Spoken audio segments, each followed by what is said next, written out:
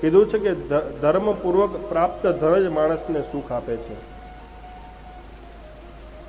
પોતાના જે ધન હોય ને એ ધનના 3 ભાગ કરવા. એક ધન ધર્મ માટે વાપરવું જોઈએ, એક ધન વૃદ્ધિ થાય, ભવિષ્યમાં કામ લાગે એટલા માટે રાખવું જોઈએ, અને એક ધનનો સ્વયં ઉપયોગ કરી લેવો જોઈએ, વાપરી નાખવું જોઈએ.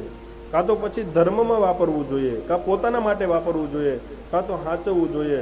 પણ બધું જ સાચવવું ન જોઈએ, 3 ભાગ કરવા જોઈએ.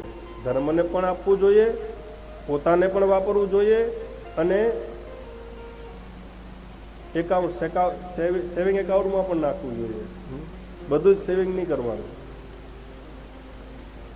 કીધું કે ધનના 3 ગતિ બતાવે. ધનની 3 ગતિ: દાનમ, ભોગો, નાશ. તીસર ગતય ભવતી વિત્તસ્ય. ધનની 3 ગતિ છે. કાં તો તમે દાન આપી શકો, કાં તો તમે ભોગવી શકો, અને ત્રીજી ગતિ બતાવી નાશ. તે પછી રહેતું. ધનની 3 જ ગતિ શાસ્ત્રમાં બતાવી છે.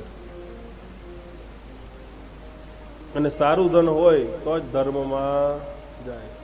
સારું નામ લીધું હોય તો જ ધર્મના માણસો આપણા ઘરે આવે, આપણી ઘરે શિવ પુરાણ આવે, આપણી ઘરે સાધુ સંતો આવે, આપણી ઘરે બોલાવીને મહેમાન પણ આવે.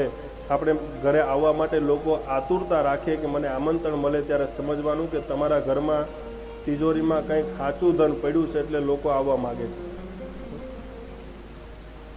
નહીં તો બોલાવો તોય ન આવે તો સમજવાનું કે આપણા ઘરમાં કંઈક ઊંધું ધન આવ્યું. શાસ્ત્ર કહે છે, આ બધું શિવપુરાણમાં લખ્યું છે કે ધનના માણસે સદુપયોગ કરવો જોઈએ.